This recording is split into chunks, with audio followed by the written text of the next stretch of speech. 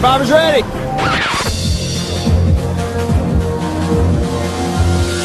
Direct from Hobart, it's time for you to hear those so-called experts from Survivor Oz talk about another reality show, despite the fact they always said they wouldn't ever talk about Survivor. It's The Amazing Race Oz, and here's your host, Colin Hilding. Hello out there to all the Canadians, Americans, Australians, and Petro-Canada customers watching this season of The Amazing Race Canada. We're here for the first official recap episode for episode 1. So now we kind of have something to base it off of when we attack, insult, or praise these people, telling everybody in the world about our undying love for Sabrina. We're going to go on and on about that throughout the season. We're joined here by 3 Arslets from around the globe. We're starting off with, this time, so far so good on a decent internet connection, Alex Morella. It's been all good so far. The question is, can you hear me? We can hear you! That is positive then, in which you can hear me say, I'm a terrible predictor. Yeah, we're going to have some fun with the predictions this season. I think we're all off to a great start so far. And jumping down a spot as we're going to continue to demote him throughout the season, we have Noah number 3 Groves. Yes, thanks for having me. I think you pronounced it wrong. It's The Amazing Race Canada is how you actually say it, but That's right, we have to do the John Montgomery accent every time we say one of his lines. He is just brilliant. He is so gets into it. But yes, it was a very good premiere episode, so I'm excited to talk about it. And joining us for the first and probably last time this episode, hello and goodbye to Anthony Rossi. Good to be here. It would have been funny if Noah was third announced, meaning he's number 3, but whatever. Well, I'm number 1, so... Keep up, Rossi.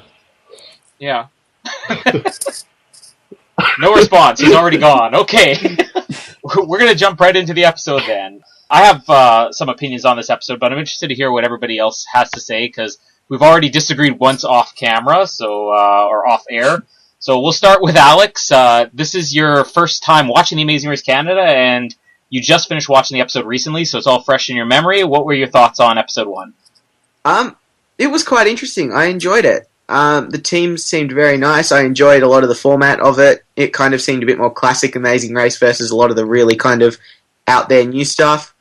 And the teams themselves were good. I did enjoy the host. I thought he was quite interesting. And overall, I found it very enjoyable. Noah? Yeah, I was a bit skeptical on the cast pre-season, but I thought most of them were pretty enjoyable. A lot of funny people on there. Sabrina was one. She was good. And we didn't get a huge amount of each team. Like, obviously, there's 12 teams, but from what we saw, everyone was good. And I love that they did 2 roadblocks. That was great, because you really got to see every single person in the entire cast, all 24 of them. So that was a big highlight of the episode. And that first roadblock was amazing. Oh, yeah. I am going to have a lot to say on that one. What about you, Rossi? I actually really enjoyed this episode. I thought it was well done. I thought we got enough airtime from all the teams. I mean, there were 12 teams, so it's hard to get like specific focused airtime, but I thought it was pretty well-rounded. We didn't have anyone not really shown that much. I found that like some of the people I was kind of mixed on pre-season I actually really liked, and some of the people I kind of like went down. But I think it was good challenges. I felt like they were modern but challenging, not like build a bridge. That's not a challenge. That sounds pretty challenging. Move on. Yeah, I'm going to kind of agree with everybody on both the positives and negatives, but I do think the positives very much outweighed the negatives on this episode. It definitely does, as the first 2 seasons did, feel more like classic Amazing Race. And most importantly, there were a lot of challenges in these challenges, which is something I think we missed in all of season 26 of the US version. But I kind of agree. Like, I liked the teams that we saw, but it's just weird that I don't know if it was having that one extra team, having 12 as opposed to 11, where I felt like we didn't really get to see a lot of the personalities yet. But I think also it could have just been a 60-minute premiere. This episode with a 90-minute premiere, I think, could have been one of the all-time great premieres. Yeah, but overall, I mean, no real complaints. Yeah, that would have been. And again, with the ratings as high as they are for Amazing Race Canada, it's really surprising they didn't do that. Car 26 did not need a 90-minute one. No, Can 3. the Amazing Race 26. The Amazing Race 26 didn't need a 90-minute overall season. That could have been summed up in a video package. Exactly. Did not need 12 episodes. It didn't need any episodes. But, anyway. And Rossi, his off-air comments have already started. He is right that sorting potatoes was pretty challenging, but that was last season. We start off, first of all, John Montgomery says again what the prize is this year. $250,000. A year of free travel from Air Canada. A Chevy Sonic and gas for life from Petro-Canada. Yeah, no, so this is John Montgomery. Yeah, well, I kind of live in the same region as him, so I have a bit of a leg prize, up. though, that's better than the American prize. I'd rather It pitch is. the million and have all those prizes. Yeah, seriously, a year's worth of travel. I don't know if that's limited or not, but this is the first we heard. We were wondering about whether Air Canada was still part of the prize package. Well, but a year of travel, I mean, that's bus travel. Yeah, well, Air Canada, those flying Air Canada buses. Free shuttle bus to the airport. But Yeah, if that's the year's worth of travel, and they're saving about $1.50 each trip. I guess the first. What's that? One thing I've always wondered is, Colin, I know in Australia you don't have to pay taxes on winnings, but do you in Canada have to pay tax on the winnings? Yeah, I believe you do. Okay. And overall, I'm pretty sure our taxes are higher here in Canada too. So what about on free gas? No, I don't think you have to pay. Well, I don't know. That's interesting. We'll have to talk to Petro-Canada and ask if these winners are going to be paying the gas on this. We could probably talk to. I can get the gas pumper that's down the street to do an interview for us. How would that be? Petro-Canada representative. Yeah, the official spokesman for Petro-Canada. Bill down the road. We have the first challenge, which again I looked at, and another reason why I was hoping this would have been a 90-minute premiere, because this looked way more challenging than we had on camera. There were basically, something like 1,000 bikes around in a circle, and all these locks, and you have to get the right lock for the right bike, and this looked like it was tripping up a lot of teams, but again, it went by so quickly, so I'm not really sure how to feel about this. Alex, what did you think of the first mini challenge? Well, it was good. It's shows you don't need really, really elaborate stuff to have a really good challenge. Just a lot of bikes and a lot of bike locks, and you're pretty good.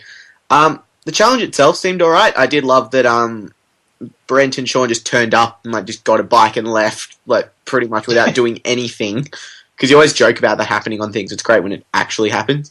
I think I was just disappointed that afterwards, it was alright, now everyone take a ferry and a flight, and now you're all caught up again. And that whole frustrating bike lock segment is pointless.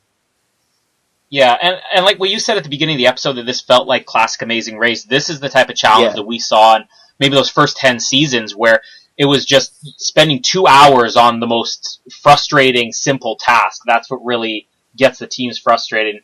I did put my notes too. Brent and Sean had a lot of very easy luck at the beginning, which didn't follow them throughout the entire episode. But Noah, what did you think about the bike lock challenge? Well, the best thing about that was Nick and Sabrina. I was almost on the floor laughing at that. That was so funny. I didn't know it was going to be this hard.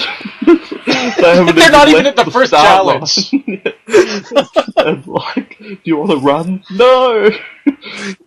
They hadn't even left the beginning. It was just so funny. That was definitely a highlight, but I agree. It seemed funny that they would start in Quebec. I think it was Quebec, wasn't it? And then they would just leave straight away. Surely they would explore that a bit more. So in the end, the bike didn't matter a whole lot. A little bit, but not a whole lot. But I think overall it was a good kickstart to the very beginning of the season. Rossi?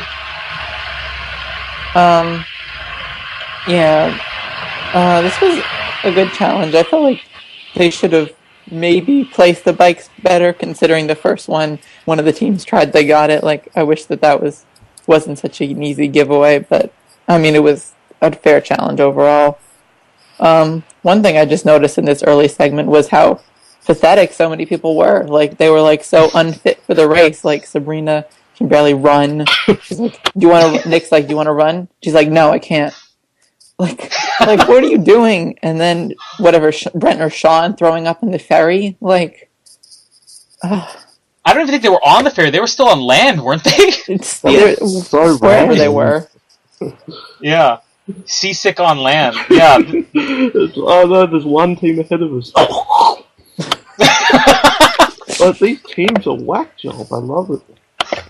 Yeah. I think that the bike challenge, as I said, I would have liked for us to see more, because I get the feeling like we did see Brent and Sean, and I didn't have a problem with them getting on the first try, because we did see other ones where they were struggling. It's just I really like to see the team struggling, and especially seeing how difficult things were for like Nick and Sabrina. I mean, I'm looking forward to the season, hoping that there are some really draining challenges like this, because I love the endurance challenges, I guess if you call it. But anyways, they hop onto a ferry, and they then meet up with what will be, I guess, the prize car for the winners, but they all get to take it for a test drive, the Chevy Sonic, which, who knew that a car could have 10 airbags? Does anybody have any clue where the extra 5 airbags would come out of? Alex, are you a car guy? Do you know where these airbags are coming from? No, I got nothing. Sorry, cars are really not my thing. Maybe it's like Noah? It might be like the outside, and like it's like a big balloon, and they shoot out and lift the car into the air, and so you float to the nearest mechanic or something like that. They could be outside floating airbags, perhaps. Yeah, I think we have to go with that theory, unless you have something better, Rossi. Perhaps the airbags release from the bottom, so it just bounces out of the way. This is like James Bond, cartoon version of James Bond, so we're gonna have like the ejector airbag. What was that, Noah? I said, listen to 007 at 007.wordpress.com. Yeah, 007.wordpress.com. Let's see which one of these shows gets higher ratings by the end of the summer.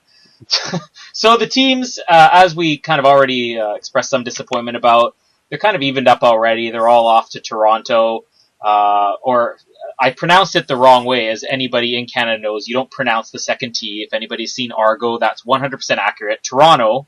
So they're off to Toronto, and they're going to the St. Lawrence Market. So the challenge here was basically unscrambling an intersection. The real problem I had here was, again, that they evened the teams. Like, this is maybe an hour and a half long flight. There's no reason they shouldn't have been able to predict when the teams were arriving. So yeah, to see them even right away, I was pretty disappointed. But otherwise, any feelings on this unscrambling marketplace direction intersection challenge, Alex? If I ever do my own little amazing race, it's nice to know I can make very basic challenges work. But no, it seemed alright. Again, it was just that everyone was there. It was just kind of the frustrating part. You're like, alright, I get it. You're all close. Let's have a bit of separation here. Yeah. Anything to add, Noah? This was the worst part of the episode. I can't really think of anything noteworthy, funny, or interesting that happened here. They kind of bunched the teams up again, and it was just a really random task. So yeah, this was not a highlight of the episode, I don't think. I did find one funny part in this, but I'm going to see if Rossi can beat me to it. Rossi, anything entertaining in this? I'm probably not going to beat you to it, because I don't remember much. There's just one comment I wanted to make, how, like, there were points throughout this episode where they bunched up, like, getting on the ferries, getting on the flights, getting to this market, but overall, I really had a hard time keeping track of the teams. I felt like there was a lot of overtaking and then falling behind throughout this whole episode. Yeah. So I thought it was good in that aspect. I did like that, especially later in the episode. I think there are a couple of teams I'll comment on later that I sort of lost track of as a result of this, but I kind of like when the teams can constantly just be going from first to last and last to first. The one moment, I don't know if anybody remembers this or not, but Max... Yes. when they're trying to unscramble, basically the words that come out to unscrambling as market and center, she sees the word dessert in there. So I don't know if she was just walking past like a donut shop or something, but I thought that was pretty funny. I still see dessert. There's no D. Yeah, but I still think it's dessert. Yeah. Yeah, Max was good. So couldn't we stop for dessert and ask anybody else if they see it in the combination? Yeah, I liked it. Yeah, spoiler. We'll move on. The next part, we go from the most boring part of the episode, which I think we all agree on, to what I think is one of the funniest roadblocks in Amazing Race history. They're off to TSN, which for anybody not living in Canada is the sports network, And Canada's for Brett and ESPN. And for Brett and Sean, which Aren't they from Toronto? Didn't they say that? I'm gonna actually be even harder on them than that. Aside from the fact that I don't know if they are from Toronto or not, but TSN, first of all, like this is at least as big as ESPN is in Canada, maybe more so. They have 5 TSN stations on the air at any given time, and on top of that, the TSN, as we saw as they pulled up, TSN's headquarters is right next door to CTV. I don't know if anybody else caught that.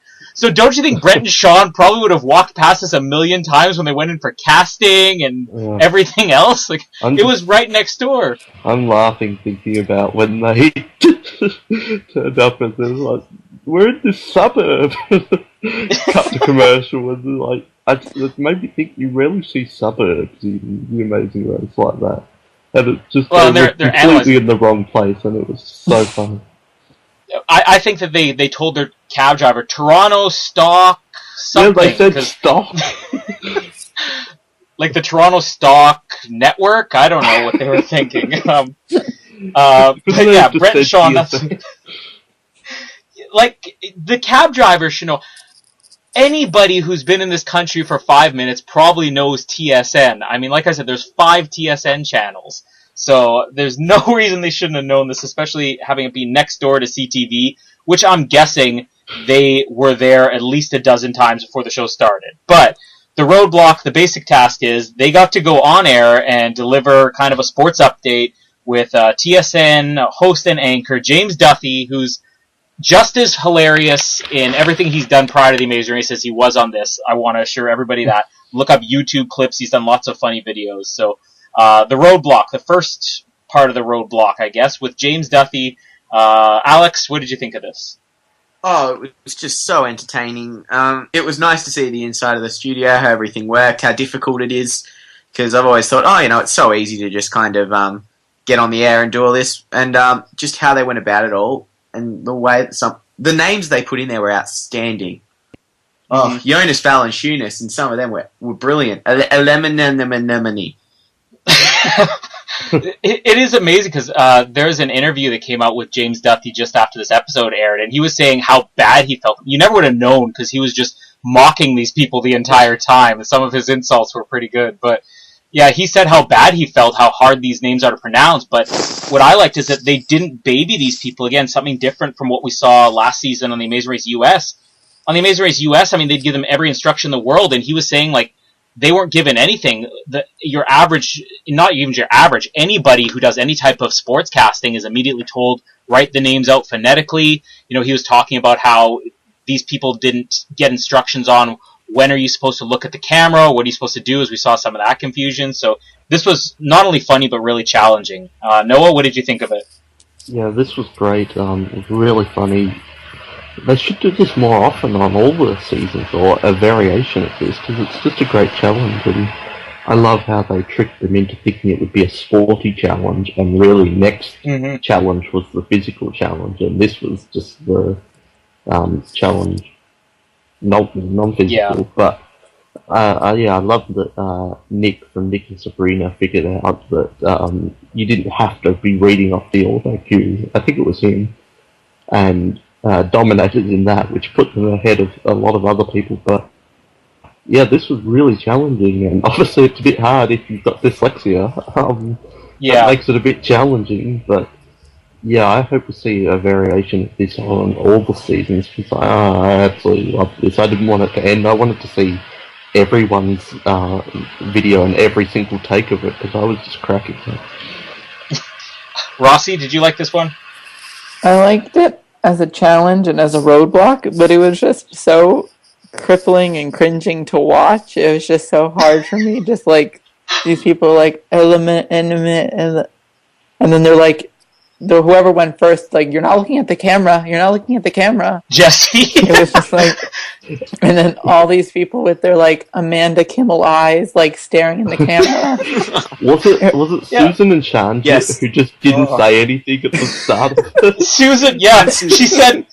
Well, Jesse said pretty much nothing after he introduced himself, and then we saw the shot of the control room laughing at him, and then it was Susan who said she would rather take a puck to the face, and then she introduced herself and forgot her own last name. She's like, and I'm Susan, and then just paused. And was like, I think we're done with this one. Yeah, because it was like they didn't let them reset straight away. They had to let it roll out to the very end, and it was just really awkward.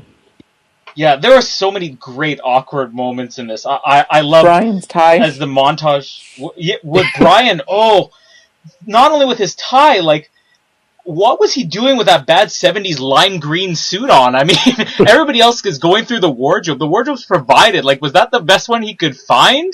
Who dresses this man? Yeah, he was good. And he wears a uniform as part of his job, and he doesn't know how to dress himself. Like, that was great.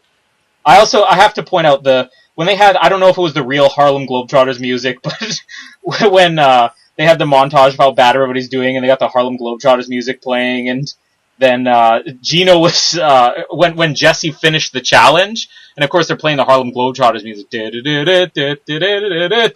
and then Jesse comes out and Gino's like, "Hey, you fit right in," as he's like just embarrassed himself for about an hour on screen. Oh, so good. Yeah, I think I need to rewatch this challenge because it was just so funny. This one challenge would be worth rewatching for. If you skip the rest of the episode, like, I have to say this might be one of my favorite roadblocks of all time. And at least the funniest roadblock. And it wasn't like first in, best dressed. It was, well, certainly not for Brian, but like, teams that got there in the middle ended up going early, and then teams that got there near the beginning ended up being there to the end. So it wasn't like it was just one of those challenges where if you're there early, you've got a huge advantage, which really made it for an exciting end of the game. Oh, and we can't forget Neil, who has been on the air many times, even at TSN, doing this very thing, apparently. And I think, I wasn't sure who was going to be the last one, between Elias, Neil, and Susan. I mean, all three of them were just terrible to watch. Yeah. But this is kind of the trend, because, again, we watch the American version, we complain about how, they have the surfing challenge that favored the surfers and stuff, but we saw this, obviously, on Season 2 of the Canadian version, when the Olympic gold medalists from Team Canada, hockey players, cannot score a goal in the hockey challenge on pretty much an empty net, and here Neil Lumsden, CFL legend, Hall of Famer, who has been on TSN many times, could not deliver his, very short sportscast. I mean, this was just a lesson in humility for all of the teams, I think. Oh, that should have been the episode title. I've watched Elias so many times on, like, UFC Ultimate Fighter and things, be the most cocky and confident guy in front of a camera. His own last name is Theodoru, so I thought he'd understand how to kind of pronounce difficult last names, but oh my god, he just froze completely. Could they not hear the other people, like, because they're taking turns, could they not hear the other people, so when you're hearing somebody pronounce it correctly, or were they, like, sectioned off? I don't think I caught that in the episode. They must have been in a soundproof green room or something. But I do agree, I mean, Elias, I haven't seen any of his UFC stuff, but even their pre-game interviews, I mean, this guy was just like a talking machine. I expected him to just destroy this. It's, in a way, very disappointing, because I think Elias could have made for some great TV. This would have been a perfect one. If he had just gone right through this, I can't imagine how big he would have been bragging and how cocky he would have been. Kind of feel robbed that we missed out on that. Does anybody have anything else to add, or any other moments that we missed here in the James Duffy Roadblock Challenge? No. Duffy for season 4. Duffy for pit stop greeter at the end of every single every single leg. James Duthie would make a great host of The Amazing Race, so if John Montgomery ever doesn't resign, I think he just did his audition. Never, We'll never move leave on. us, John. Never. You need to sound a little more sincere, otherwise he's never going to take you seriously. Never leave us, John. Seriously. Yeah, well, I'm sure that John's in it for life, based on his enthusiasm with the show, so let's say. Let's hope so. Well, this next was what Noah was alluding to earlier. We have a double roadblock in this episode. Not only a double roadblock, but basically the second roadblock has the exact same wording the first one did. The first one said something about, which one of you is feeling sporty.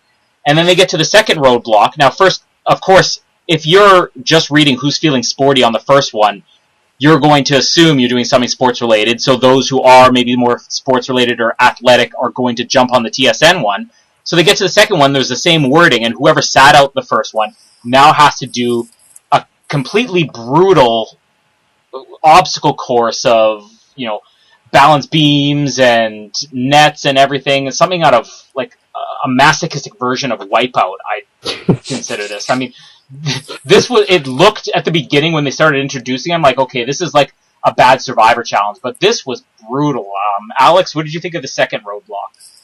It was good. I remember doing nets like that up high ropes courses and things, and they absolutely destroy your arms. Like, they are so challenging to keep going across. I was actually waiting for someone to fall off the net and go into the water, because keeping your arms up through them can be incredibly difficult. But it was physical and gave us a lot of great moments with Sabrina and Opie as well. And then I think my favourite part was, of course, the rolling log and Cynthia was just incredible. And I could not stop laughing through that. Just Brian's face throughout it all. And, oh my word, that was great. Who was the one who went right after Cynthia that crawled across it? I think it was Kristen. the footballer's daughter, Kristen. Kristen, yeah. Again, like, we had already seen, I think Sabrina was the first one who went through this. We already saw her crawling across it, which seems like the logical thing to do. And then you see Cynthia taking, like, faceplant after faceplant on this thing. And then Kristen goes through, and as soon as she sees her, you just have this thing with Cynthia doing this double take, like, I feel really stupid right now. And we're the police officers. Noah, the obstacle course, sporty challenge number 2. I didn't like it as much as the first one, but it was still pretty good. Is this an actual course, or did they build this for the show? I didn't catch that. I have no idea. I don't think... When they were given their next clue, did it give them, like, a specific name or location? Yeah, I'm not sure, but... I mean, there are places, like Alex, you said you've done stuff like this, and there's places like this in Winnipeg, so I assume there are businesses in Toronto that would do stuff like this, but yeah. I love that it was a water-based challenge, and Nick and Sabrina said pre-season, we both are scared of water. And straight off the bat, first episode, there's a water challenge. And Nick was the one who said he would be doing the water stuff. And Sabrina, she was so funny, sitting on the ledge and just dropping herself off the thing pretty much. And just, I can't do it! And, they are amazing. By far my favourite team. And Opie was an absolute champ. I loved his just... didn't want to do it, and then he just goes for it, and he was awesome. I love Opie. And yeah, as we already mentioned, Cynthia on the rolling barrel, and Cynthia being overtaken on the net by the wrestlers. Mm-hmm. That was pretty funny. And Cynthia, they're coming, just hold still, and yeah, that was really good. And I loved that it was the non-physical people having to do this, thinking that the other one was the sporty challenge. So. Yeah, not as great as the first one, but a really good second roadblock for the episode. I loved it. Rossi? I absolutely love the mechanic where whoever did the first one can't do the second one. So you have to get an even distribution. I just love... And when they trick them too, like they did in this episode, it's really good. Like Cynthia, who probably was not going to do any physical challenge, having to do this and stuff. And poor you for the Winnipeg people, like... Yeah. In one of the American seasons, maybe 20, but don't quote me on that, is like, who wants to jump out of a plane or something, and Oh, all the yes. people, they wanted to do skydive, and then it was actually the people who didn't want to do skydiving who had to jump out, and the other people didn't do it. Like, Yes, it was that quite was the similar one to with- that. They had the baseball bunny wives in it. 'Cause I just don't know what season that was, but it had the baseball. They called them bunnies or Baseball whatever. wives? The bunny? Yeah. Rossi, you're the I know who he's talking you're the about. referee Tim here. and- Yes. I don't remember the Just don't know bunny. what Whatever. season it was. It's 20. It was 23 with Tim and Marie. No, Okay. I don't think it was Hey, 22. good night. We're gonna call on Rossi to basically be the moderator and then tell him he's wrong. I think it It's was. like, Rossi, you know all this stuff. Yeah, it was 23. No. I think it was 20. Well, whichever listener out there knows which one Well, we're whoever's talking about. listening to this Amazing Race podcast is just tuned out because we clearly know our stuff. Yeah, we're not exactly experts. Rossi, anything else to add on this? I just thought it was funny all around, like Cynthia falling every time, Yeah, and then I Sabrina. want to It was great. Yeah, well, Sabrina, we're gonna get. I'm gonna get a couple of opinions on her later. But yeah, I mean, Sabrina was pretty much crying before this thing started. But again, you got to give it to her. I mean, she finished, and I think she finished first or second. I can't remember between her and whichever one was Gino. I think that did it. Who finished first on this? Was it Gino or Sabrina? It was Gina. Okay. Well, either way, I mean, Sabrina to basically cry that much at the beginning and then still finish second. That was pretty impressive. Breaking news. It was Amazing Race 20. 20. I just So, looked it Rossi, you were wrong. Did you hear that? Oh, I'm How going will we with ever Alex's trust you The again? Bunnies. You've lost all credibility. Our show, the reputation of our show has been damaged now because of your poor expertise, Rossi. Someone really needs to make an animated series where you talk about the bunnies, where it's it's Noah's Ark Amazing Race, where there's 11 teams of 2 different animals. So it's like bunnies, and you got like dogs competing, deers. Like, I really need to see the Amazing Race animated YouTube series. If anyone's listening who animates, No, make an article. No. Yeah, you're Noah. Noah's Yeah, Noah. yeah, that would be a good article. Shepherd in the animals, Noah. Yeah, that's just my random thought of the week.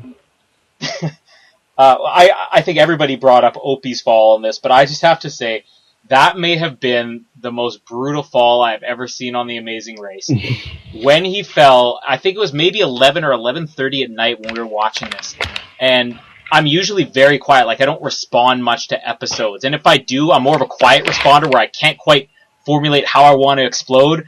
The second he fell, I screamed probably the loudest I've ever screamed in my life, and my wife was immediately like, "Shh! Shut up! You're gonna wake up the neighbors!" And then she wouldn't let it go either because I'm like, "Oh, did you see that? Did you see that?" She's like, "Shut up! That was so brutal. There's a murder going down in Winnipeg. I was probably wondering what Brian was and happening. Cynthia come in Brian the and door. Cynthia, we already know they're waiting outside my suite. They tried to Waiting get to for you, me but to take yeah, she tried to get in, but she just fell over every time she tried to sneak in. Poor Cynthia. We know they're coming for me in the middle of the night when I'm sleeping. That's what we established last episode. Yeah, well, 11:30 at night, they're probably already outside staking out, ready. Yes, very good point. So the pit stop greeter, and this I have to say, we spent all of season 25 talking about the puffin. This is not quite the puffin, but the Toronto Raptors Raptor, personality level alone, I think tops the puffin. Maybe not on overall appearance, but how great was the Raptor? Yes, I loved it. Yeah, not quite Puffin level, but I love that John had to say, "Welcome to Toronto," like, because obviously, we're not going to have a Raptor speaking English. That's unrealistic. Yeah. But yeah, it was really funny, and chest bumps and everything. Not quite the Puffin. He was hugging John. Yeah, as close as you can get to the Puffin, I reckon, but still holding out that the Amazing Race Canada goes to the Shetland Islands because we need a repeat visit there. So, but I loved it though. we need to see the raptor versus the puffin. Like, Ooh. if somebody wants to talk about making animation, just send us a short animated clip of a puffin and a raptor fighting. That's what we really need. Puffin wins every time. We have the first team to check in, which I think the majority of us picked them pre-season, at least to go very far. The Gino and Jesse, who dominated for most of this race here, and they get, again, like, upping on the prizes here. They're going to Rio, and they also get 6 months free gas. So, how great are these prizes this season? Upping their game. Upping their what? Their game. Their game? What, the Amazing Races? Yeah. Oh, okay, I thought you were talking about Gino and Jesse. Like, I thought you were being critical of them, like, they need to up their game here. Jeez, that would be, wouldn't want to hear my thoughts on Susan and Shanjit if I thought Gino and Jesse had to up their game. Yeah, so we'll go around the table, I guess, with each team to check in. Gino and Jesse, the first one's number 1. Alex, based on what you saw in this episode, what are you thinking of Gino and Jesse? Very impressive. I think they did everything quite well in the end. Didn't really look phased. They got through the really challenging TSN challenge. So overall, they seem like a really, really formidable team. Noah? Yeah, they were my winner's pick, and I totally see them making it far unless something disastrous happens. But they were pretty much ahead of the pack the entire time, but I wasn't really a fan of them there. Like, I'm not feeling it too much with them, but they're going to be strong competitors. And Rossi? They were, solid. They were in first throughout the whole time, so that wasn't shocking. But we didn't really get a lot of personality out of them, so hopefully we'll see more coming up. I think we should mention again how obviously competitive this episode was, because Gino and Jesse were in the lead for pretty much the entire race, but they really struggled at that roadblock as well. I mean, I would argue along with Susan and Neil and Elias. I mean, Jesse had a lot of issues at the beginning there, so I think that again just shows how tight this whole race was. Again, first of many surprises, second place, Nick and Sabrina. We're going to get opinions on the team, but I also want to get everybody's opinions on Sabrina here, because I think that she's going to be the star of this season, for better or worse. But let's just get the early episode 1 opinions on Nick and Sabrina and Sabrina herself. Alex. Oh my. First of all, the kissing and the cuddling and all that. Oh my god, please stop already. That was just, is cringeworthy how often they're doing that. Sabrina, oh my, no, I'm not just complaining about everything. All I'm thinking is just shut up and do the damn thing. Like, for some reason it makes me think of that Simpsons thing where Hans mom is just like, the eating of an orange is just like a good marriage. And the person's like, just do the damn thing! Like, I'm just yelling, just like, you're on the race! Remember, you're on a stupid race! So that frustrated me as all hell. But I don't know if that will frustrate me as much as kind of if them just going like, I love you, baby, it's so beautiful, it's wonderful, kissing, cuddling, our hobby is to cuddle. No, that's not a hobby. Like, go out and do something. Swimming is a hobby. Yeah, there's something they should do. Noah, I know you're going to be an opposite opinion here. Nick and Sabrina? Yeah, hands down my favourite team. I love them. Not of all time, this season. She's just so entertaining. Like, I love teams that are not meant to be there or have no business being there, because they just bring the most entertainment. And like, so many memorable moments from this episode are because of them, and just her constant complaining is what makes it so great. And I thought from the beginning they were going to be the last team because they couldn't even find the bikes to start with, and I didn't know it was going to be this hard. So the fact they made it a second just blows my mind, and I love that. And I hope they just hang on the entire time, but I feel like they could be a Shelley and Nisi, like a really good team that goes quite early. But hands down the highlight, I think Sabrina is going to be one of the stars, and I'll be so disappointed if they go out early, because it's very, very entertaining, and I just want to watch episode 2 just to see more of them. I absolutely love it. If they're not a Shelley and Nisi, I want them to be a Vanessa and Selena from Amazing Race Canada Season 1. Yeah. I want to see it go that way. Rossi, I know you have another opinion here. Nick and Sabrina? Nick was impressive. He was very good this episode. I think he had a solid episode. I think he's going to be a star of the season. You're not even going to add anything on Sabrina? Well, I do agree with Noah. She's going to be a star of the season for all the wrong reasons. Yeah, but so was Haley, though. Well, see, that leads me to the next question here, because I'm seeing similarities with two different players, and I'm not saying that I consider her the same as these, but is Haley going to be more of, or Haley, is Sabrina going to be more of a Haley, or is she going to be more of a Flo from season 3? Well. Like, at least Haley was kind of like, Blair, we should do this. Blair, hurry up. Sabrina's like, nope, slow down. Like, this is too quick. Yeah, but I was Flo was thinking Flo as annoying, well. though. And But Haley was that's where entertaining. that's where I think there's going to be more entertainment like Haley, but I think her character is going to be a fun version of Flo. So Flo meets Haley is what I'm Hello, hoping to Flo, see. if you're listening. Yeah, if you're listening, come on to recap the next episode. Tell us your opinion Tell us on why the you're star of the fun, season, Flo. Sabrina. And yell at Colin. The world needs to know. Yes, yeah. Oh, okay. Well, we're gonna have lots of Nick and Sabrina talk in upcoming episodes. Well, hopefully. And if we don't, Hopefully I'll not. just continue to bring them up. If they're gone, Team number 3. Here's the real surprise. The real surprise of the week. After not being able to find TSN, Brent and Sean, 3rd place. Alex, Brent and Sean.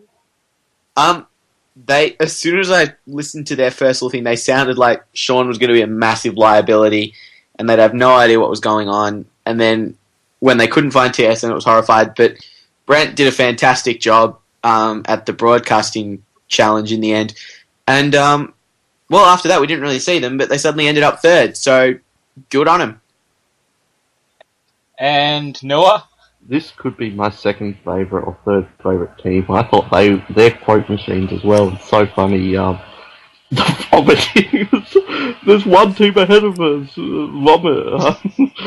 It's just, and then driving to the suburbs and the cliffhanger to the commercial. Where are we? And yeah, I think they're well aware of, like, they're trying to be entertaining for this TV show. They know what they're into. So yeah, I found this team very entertaining, and I hope they stick around for a while, because we need these train wreck teams to keep it interesting. Rossi? I like them. I think they know their limitations as physically and like mentally and all that. So they're kind of enjoyable to watch. They're not like Sabrina head over water. I feel like they're aware of what they can do. So I enjoyed them. And they're more fun than Flo. Yes, more fun than Flo. Hashtag more fun than Flo. That's a new I TV think we got a show. hashtag. Yeah. I want to point one thing out here. We did our predictions preseason, which we didn't get everybody's predictions on the preseason. Unfortunately, Jared couldn't be here for the first few episodes, and Kristen couldn't be bothered to be here at all. But they both bothered to do preseason predictions by random selection.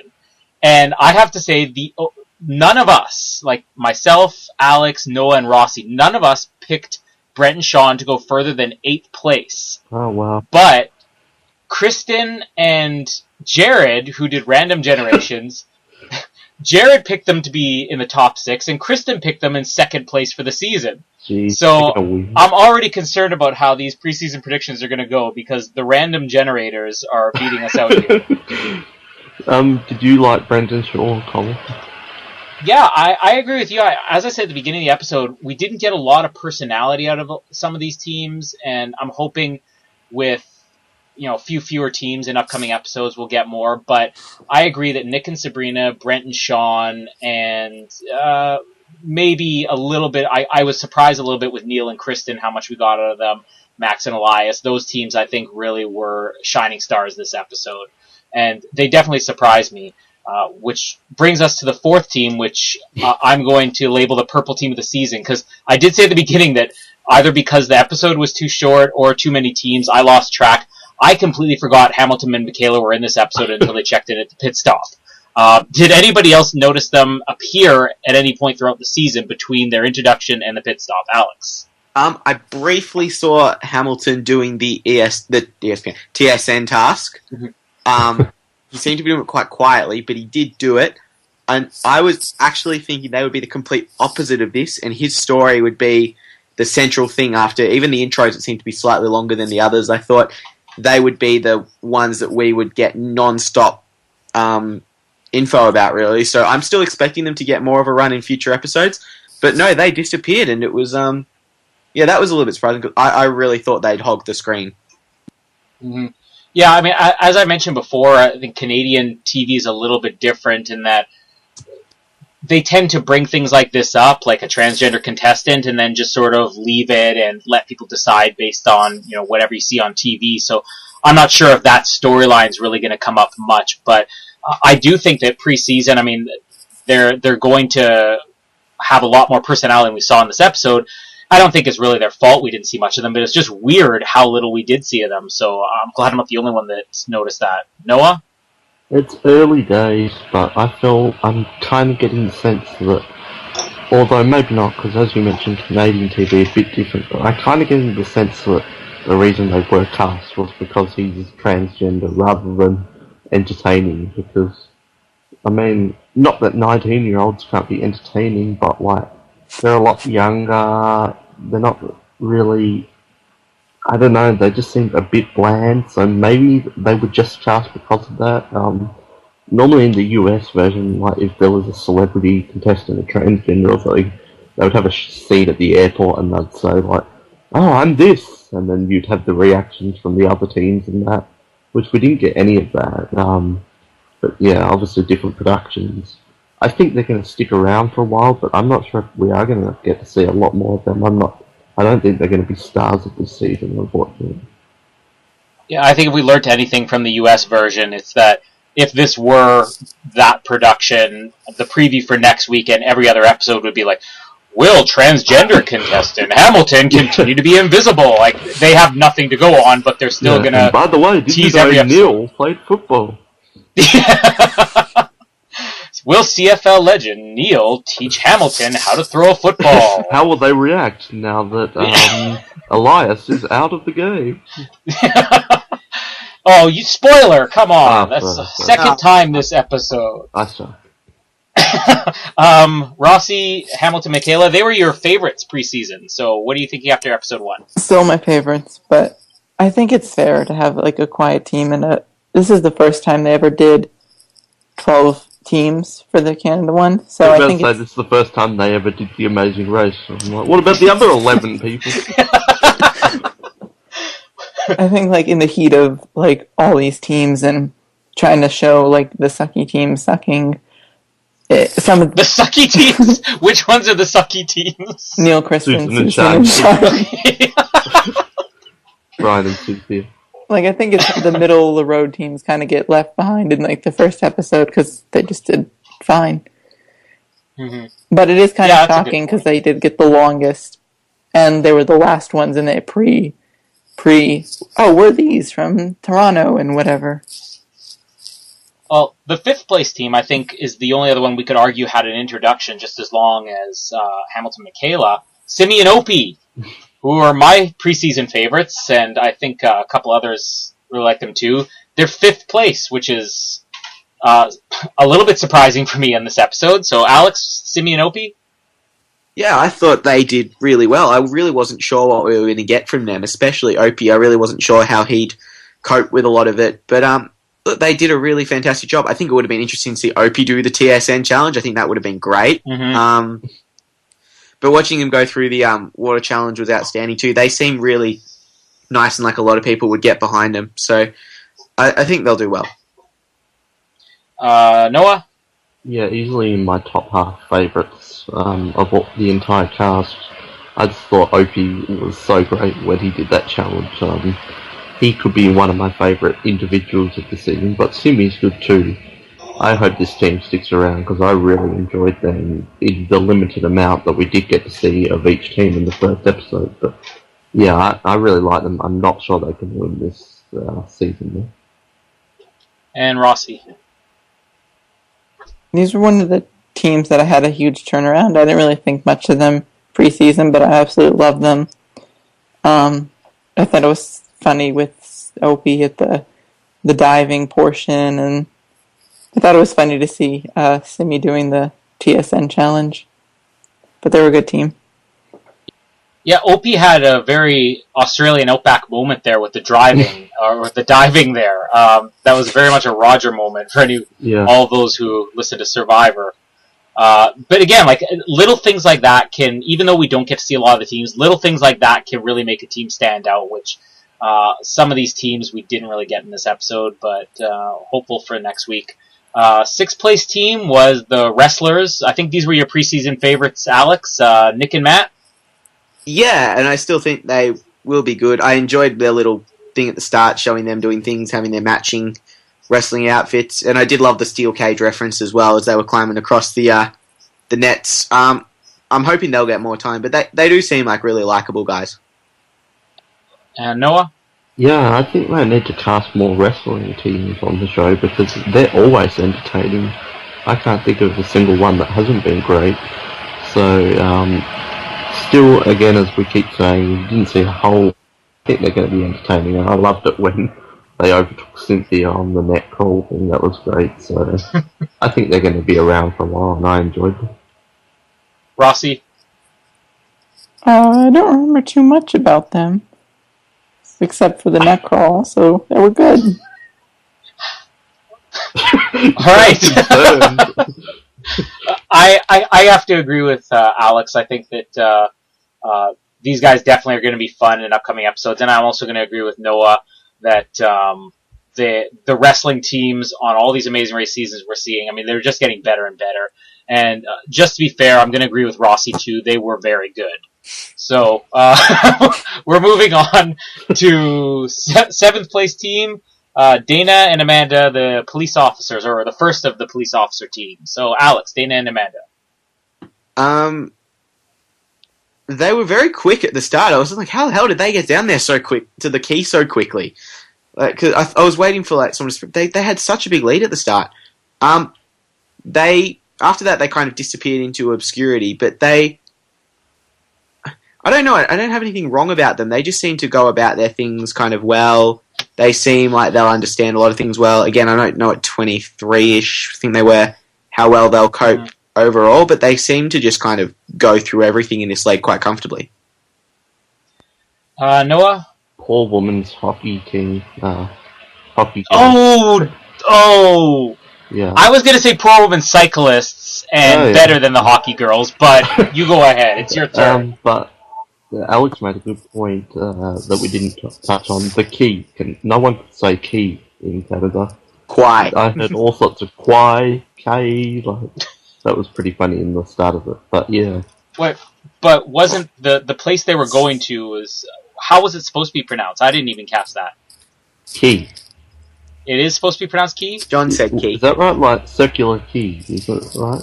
Yes, I believe. See, I made a mental note before this episode started, get the pronunciations right, because I'll look like a fool as a Canadian who can't do this, and here you guys are correcting me already. So, no, Alex, you're taking over. Alex is the new host of the Amazing Race Canada. John Montgomery was the only one who could say it, so you're safe. Yeah. But yeah, not much to touch on Dana and Amanda for me. Rossi, do you have anything to say on them? I think they were a bit better preseason. I think they kind of came out flat. They struggled with the bikes, and they just kind of were okay throughout the rest of it. They didn't really have personality this episode, so hopefully we can see more. Yeah, I think that for most teams, if we don't see a lot of them in episode 1, I don't think it really says much. But for the most part, though, if you don't have at least one moment of entertainment that you can really reference, then I'm pretty sure you're kind of going to be an Allie and Steve halfway through at the end of the season. And unfortunately, that's kind of the way I feel about Dana and Amanda. They may come out and surprise me, but I mean, if there really was any... We saw a lot of funny things and good moments from pretty much everybody here, with the exception of maybe Hamilton, Michaela, and maybe Dijon and Lalani, I don't know, but I don't think that they're that exciting so far. I am going to say I prefer them over the hockey girls from season 2. But That's just me, and my opinions That's have been only made well you. known, and they'll continue to be made well known throughout the season. Hashtag more fun than flow.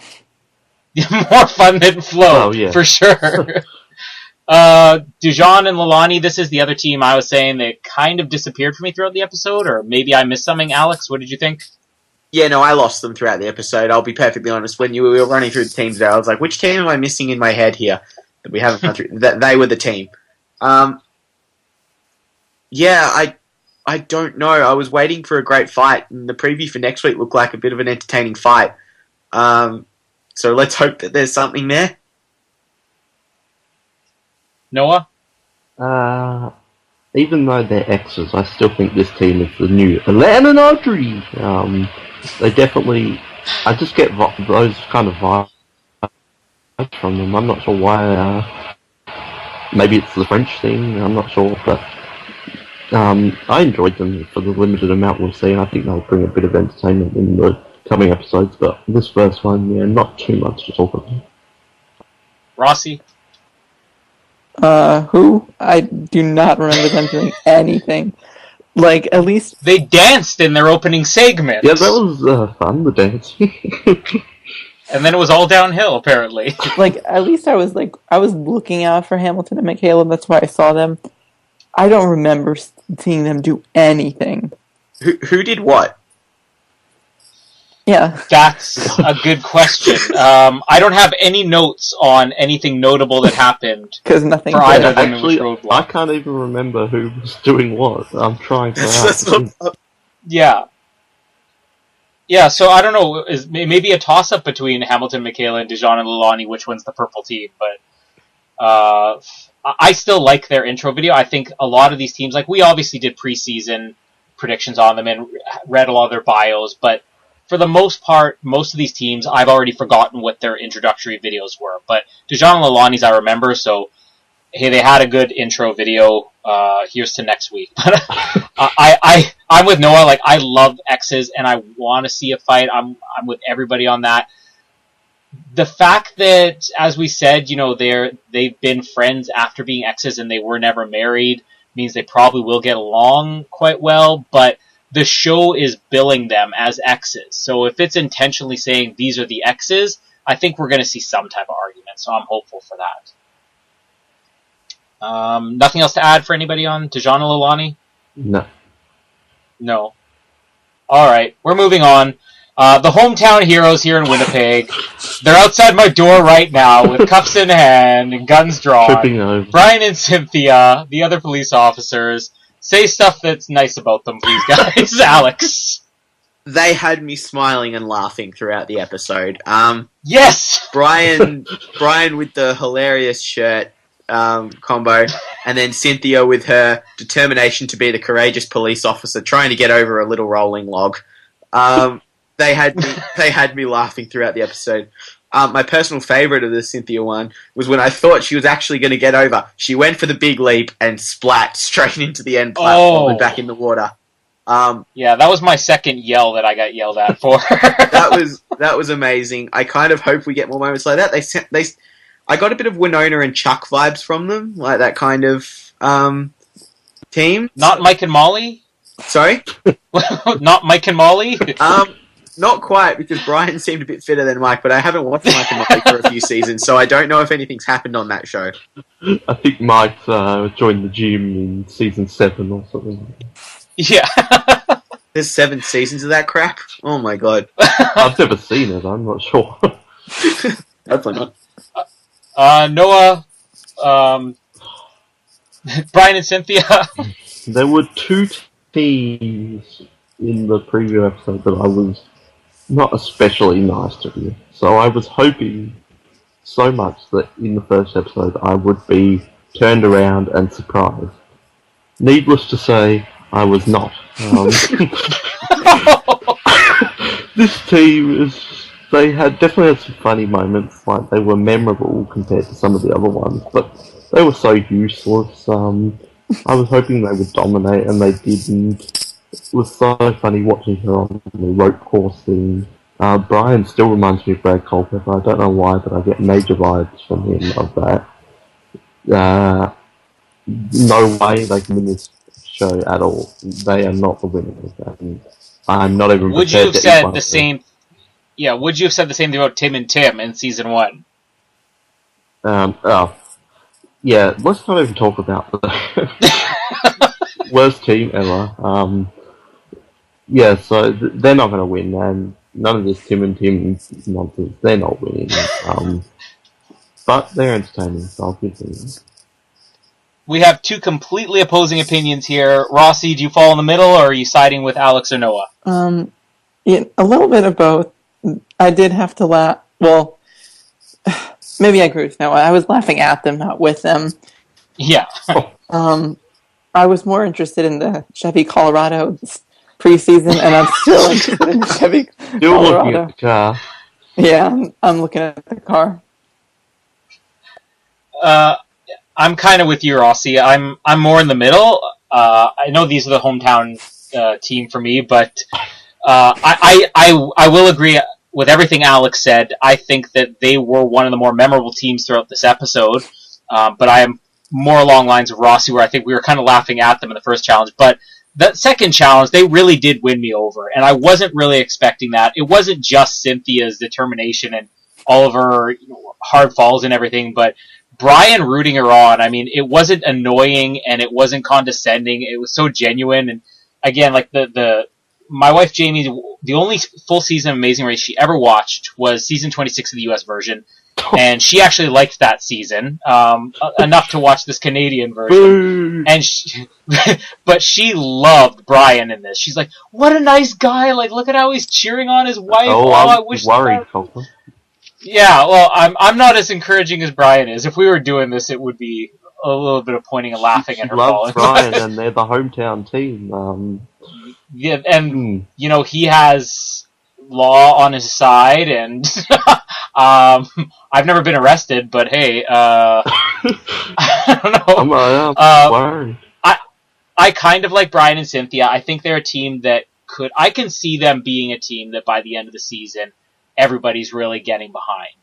But I don't think they're really aware of what's going on. Okay. Like, especially the double take that we saw Cynthia have. I wasn't sure whether that was Cynthia's personality and good TV, or if that was Cynthia actually being really annoyed that she didn't think to crawl across it. But either way, they stood out for me in this episode, so I'm going to give them points for that. We're on to what team? Well, the three last teams, which were the ones that really struggled the most on the first roadblock. So Neil and Kristen, CFL legend, and Kristen. Alex, what were your feelings on them? Actually, after watching their their first little intro thing, I actually thought Kristen would be really, really good, because I thought reading the bios and things, I thought, oh, she sounds a bit like she wouldn't be very good at this, but I thought she would be from what I'd seen. So I was surprised that Neil struggled so much at TSN. But having said that, I don't think he's probably used to having to speak so specifically about things. He just gets very, very relaxed segments when you get kind of a guest on. So it would have been a huge challenge to get through all that. Noah? I'm not really a huge fan of the father-daughter teams, except for Simi and Opie are good, and I like Mark and Mallory. Oh, not Mark. That's a weird one. What's his name? Someone old guy and Mallory. Gary? Gallery and Mallory, yeah. What about Ron and Christina? Oh yeah, they're great too. Well, maybe I do like the father-daughter team. I just don't like this team, alright? I was trying to be nice. They're alright, but there's just not much to talk about, and I don't see them being one of my favourites, so we'll see. I think they're maybe going to go out around the middle or something, but they could survive this, but other than that, not much to see here. Rossi? I was a bit harsh on them preseason, but Kristen was good. I thought she was pretty entertaining. Didn't get too much air, but enough that I remember them. They weren't a Dujan and Leilani. Where were they? Like, I actually hope to see some hashtag christening from her this season. I'm gonna say I completely agree with Rossi. Neil, take him or leave him. I didn't really find much entertainment in him at all, but from the little bit we saw, I found that Kristen was the more entertaining of the team, and I was kind of surprised by that because I was sure that they just wanted to cast, a CFL player, get another celebrity on there, and I think that they've actually hit on something with Kristen in the casting, so I'm more excited about her in upcoming weeks. Well, how about Opie and Kristen then? Opie and Kristen, there's a team. Let's switch them up. Yeah, and then Neil and Simi. That would be a fun team. Neil and Mallory, Opie and Mallory. Neil Let's and just Ron. run through the names till we find Gary's name. Oh, could you imagine Opie and Ron on a team? Team Dad. Well, let's move on. We got 2 teams left, and this was the team that everybody was dumping on preseason for no other reason the fact that let's be honest, their bio was maybe the most boring bio we've ever seen in The Amazing Race. But did they turn around for you, Alex? Or were you enjoying Susan and Sharn in this episode? Oh, look, they once they kind of did their little correctional officers at the start, I was a bit more intimidated, and then they started well, and then once I think Susan did the forgetting her name, the TSN challenge. That's the one. Sorry, you guys don't have ESPN. It's TSN. And just that, and I'm Susan, and I was like, this is going to get painful pretty quickly, and it did. Noah? There were 2 teams in the preview episode who I was quite harsh on, and I was going into this really hoping they would turn my opinions around and do really good. Needless to say, they did not. My least favourite team. I tried to like them, I just couldn't find anything. They were annoying to me. I'm sure they're great outside of the show, but I just really didn't enjoy them. And I was so hoping they would be out in this episode. Mainly because I predicted they would be the first boots, and that would have given me a point right off the bat. But plus I like Max and Elias much more, but there's just, I can't think of anything funny, fun, entertaining they did at all. And I think it's going to be a bit of a drag if they stay in it longer than next episode.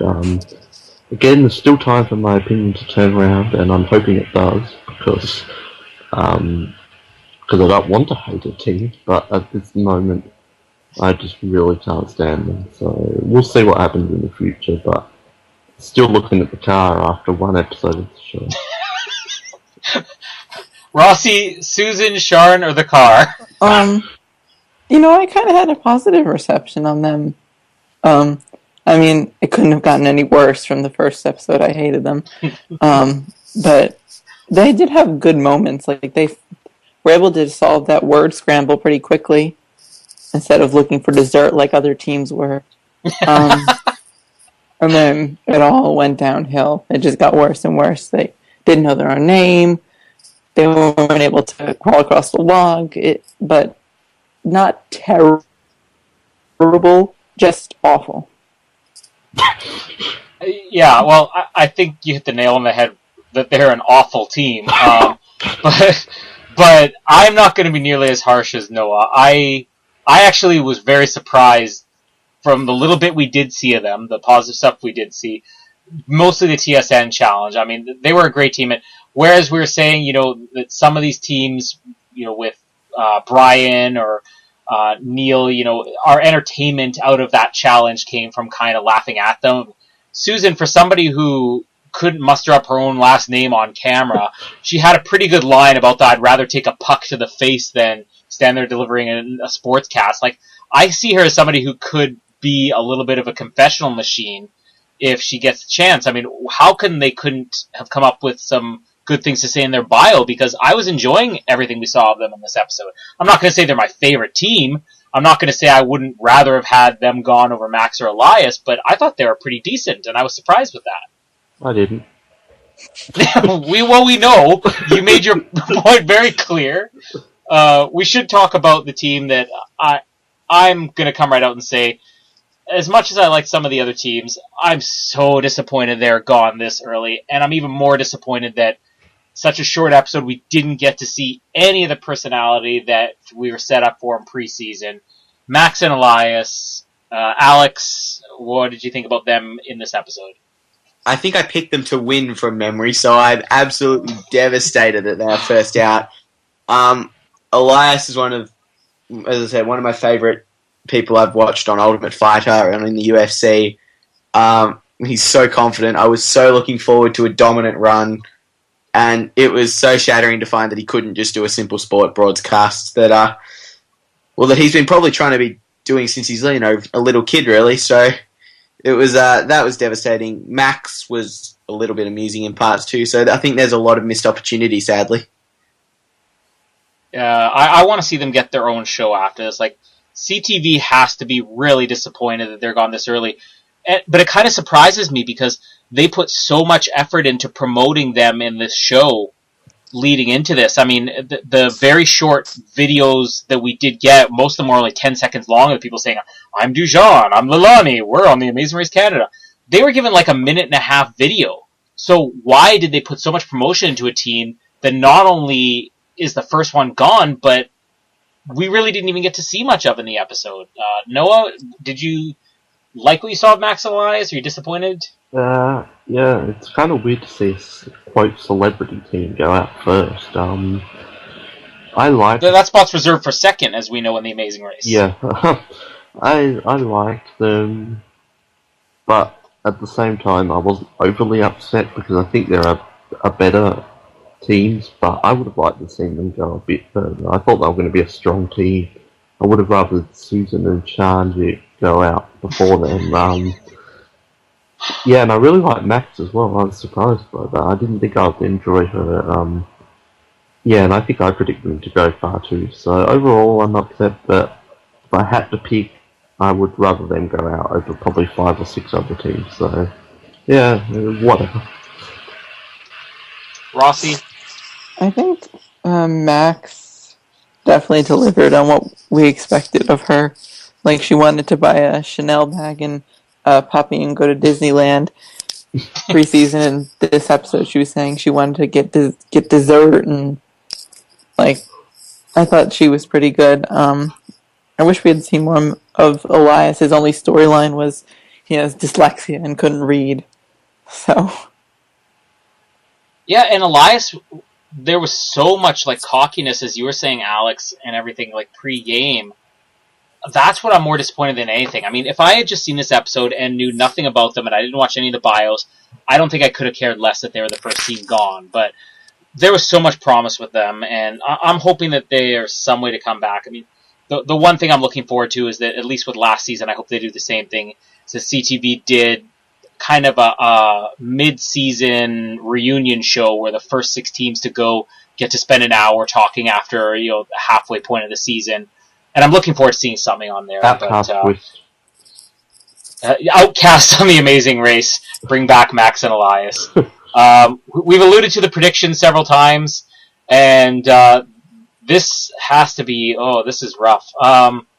Yeah, Alex, you are nowhere near it because you did predict Max and Elias to be the winners. So, I thought it was something along those. How good, just by the way, was their nice little spiel at the end of, we've only been in it for a short time, but, if we've got through this, we can get through life. And I really feel like, I've found the right guy. It's like, you went to Toronto.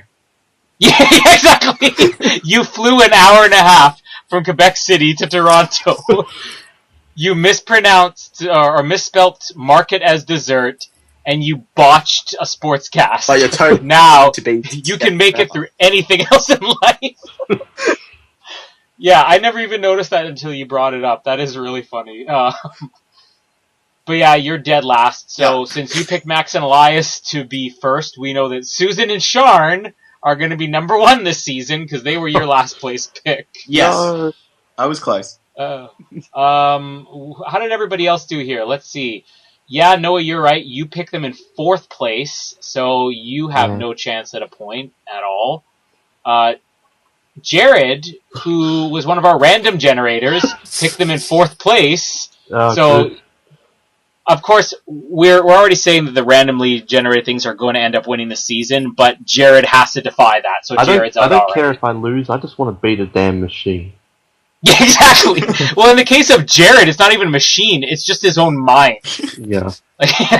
What is this? Jared. Will be the ultimate proof of this is going to be what will win in a fight: a computer-generated simulator or Jared's mind. Didn't we talk about Terminator the other day?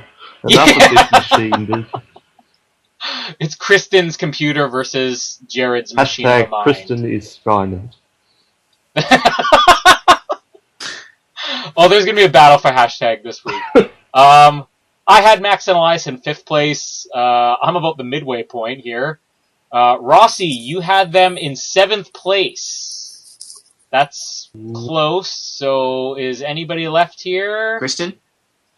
Kristen, computer-generated simulator, predicted Max and Elias in 9th, which is the closest. Kristen gets the point. Damn machines. Kristen is Skynet. I'll be back. You know that just by Noah you mentioning that, if you put that hashtag up, Kristen will listen to the Amazing Race Canada Oz. Wouldn't it be That's great her guarantee. If John Montgomery was in Terminator Genesis? Yeah, I'll be back. Oh. Yeah. He needs to branch out after Corner Gas the movie into Terminator Genesis. Yeah, I still love this. Rossi has a question about what's the deal with voting for your favorite team online. Yeah, that's something we should bring up, that basically some of the Survivor's always done where you vote for the fan favorite of the year. There's additional prizes that get given to the team. Last year it was basically an excuse for them to give the prize to the hockey girls, who did not deserve it because they had no personality, but Canadians, I'm going to say this and lose all of our Canadian listeners. Canadians are dumb enough that if you say they're hockey players and they won an Olympic medal, they have to be your favorite. They were not better than Cormac and Nicole. They were not better than Mickey and Pete. We'll deal with that some other time. But yeah, there will be a fan favorite of the season. So I'm thinking at this point it's got to be Susan and Sharn, right? Don't even say that. Okay. Do they play hockey? I'm voting for John. Yeah, there you go. If Susan and Sharn come out, and if they even hold a hockey stick, they're guaranteed that prize. That's the way Canadians are going to vote. I guess we have to wrap it up now with the hashtags. So, do we have a hashtag for the departed Max and Elias, Alex? Hashtag.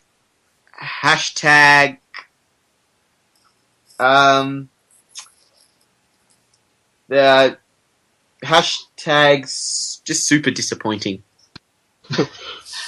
For a second there, I thought you were just imitating Elias's sportscast. It should be a hashtag eliminate. Yeah. Noah, hashtag for Max and Elias? Hashtag double D's and desserts. Rossi?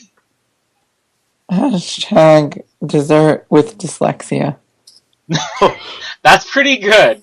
I think everybody hit one this week. That's good. And then finally, hashtag for this episode. Alex? Hashtag...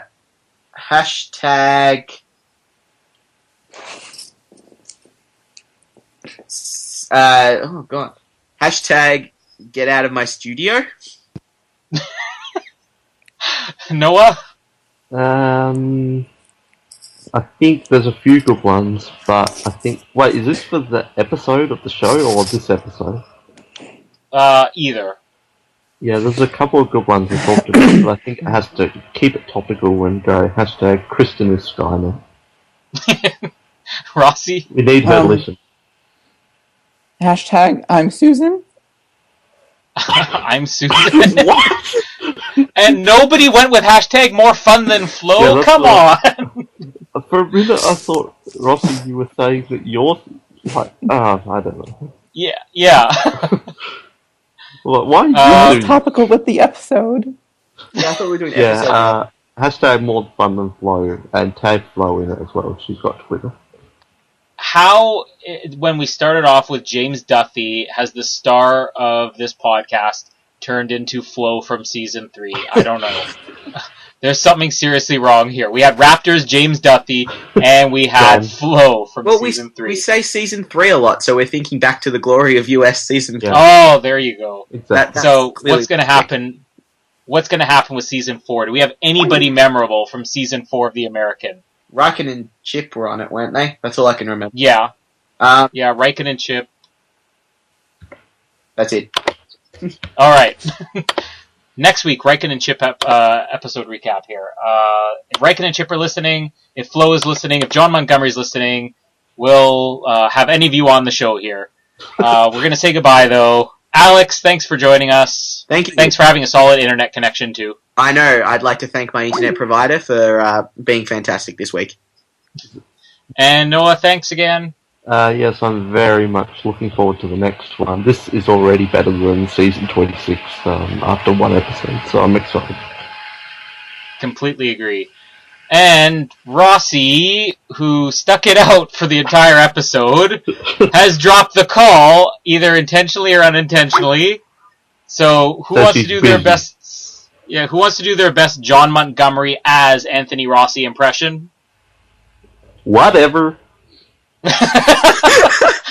Thank you, John Montgomery as Anthony Rossi. Rossi, are you back? Yeah.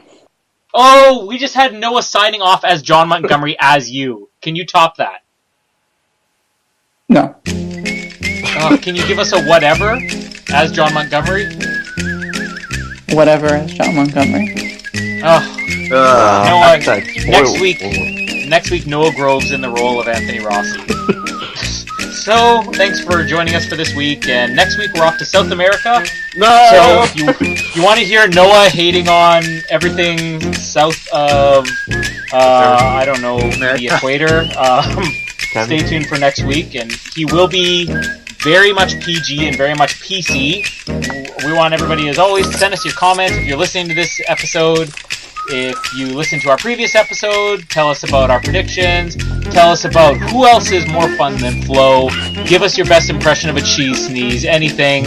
And until next week in South America, we will speak to you next time on the Air Canada plane bus shuttle.